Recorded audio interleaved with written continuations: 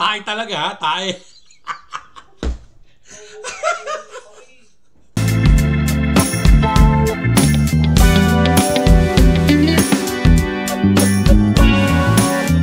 Kasi mga kaibigan, kami po ay aming pilot episode. Ang mga chismosong lisonahin ay kailangan natin ng every week meron po kami ilalabas na aming podcast. Ito po ang mga starring. Ako po ay si Allen Panganiban. Pakilala kayo, ikaw isa-isa. Ako po si RB Balderas. At si Mr. Ako naman po si Ronald Cada. Yan po. Ang mga chismosong lisinahin. Hindi ko na dumain parang kare-kare. Yung sas na kare-kare yung ating eba. At bakit? At bakit naman? Parang malambot-lambot. Ay, may naman yan. Wag lang parang tubig. Oo, gawa kagabi habang nakikinig ako ng mga late post ng hearing sa Senado at Congress, ay kumakain ako ng mani. Pero bago kumain ng mani, ay ako'y nag-Indian mango.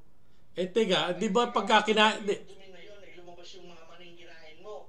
Yung parang maliliit na mga pira-piraso na nagiging parang nagiging hindi natunaw. ine-ebak. Sa, Oo. doon sa nalabas. Ay ngayon ko malalaman mamaya at nakulo-kulo na ang aking salita. Mamaya ko malalaman. Ay para Ay yung gawin na i-re-record mo kung ano itsura para maano natin kung paano ang dali pagka kumain ng mani. Kung yun ba ay pagkatunaw ay nalabas sa parang hindi.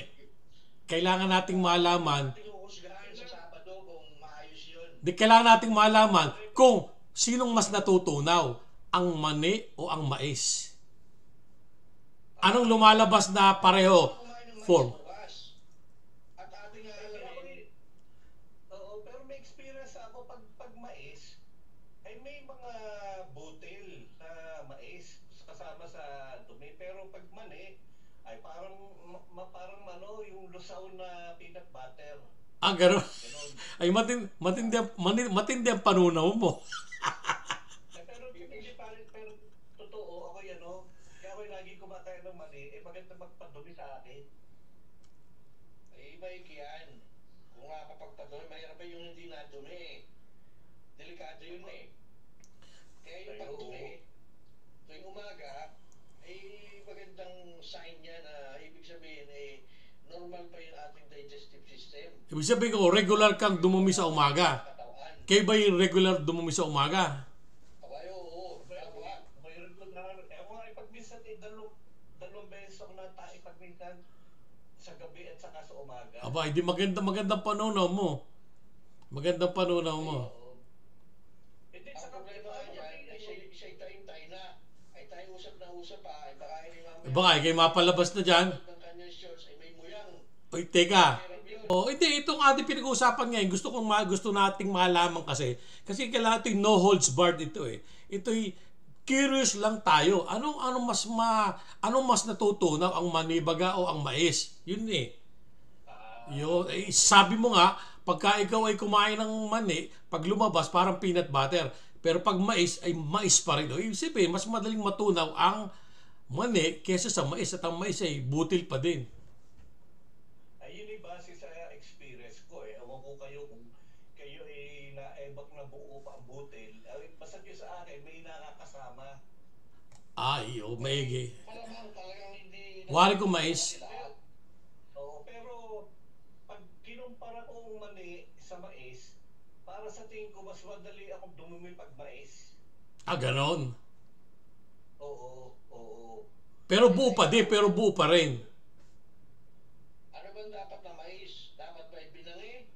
O dapat ay nilaga? O pwede Inihaw. Tama. Inom pati muna tayo galing sa lata. Abay, ang kalimitan naman binibili ni Mrs. ay yung mais na puti. Yun ang masarap dito, yung mais na puti. Hindi kami nabili ng Japanese. Yun, Japanese naga ay mahirap na, matagal naman magbabangi pa eh. Sa bagay. Naga.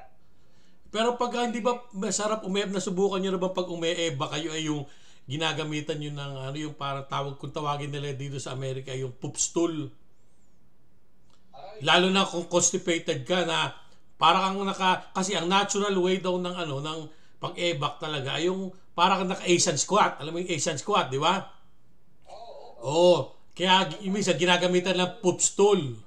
Sige po, hindi atin ang putulin muna itong ating conversation at ating itutuloy. Aabangan natin sa susunod na kabanata. Don't forget to dislike, unsubscribe,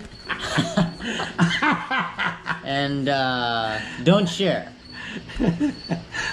We are not worth your time. Oh, what the? There's bees!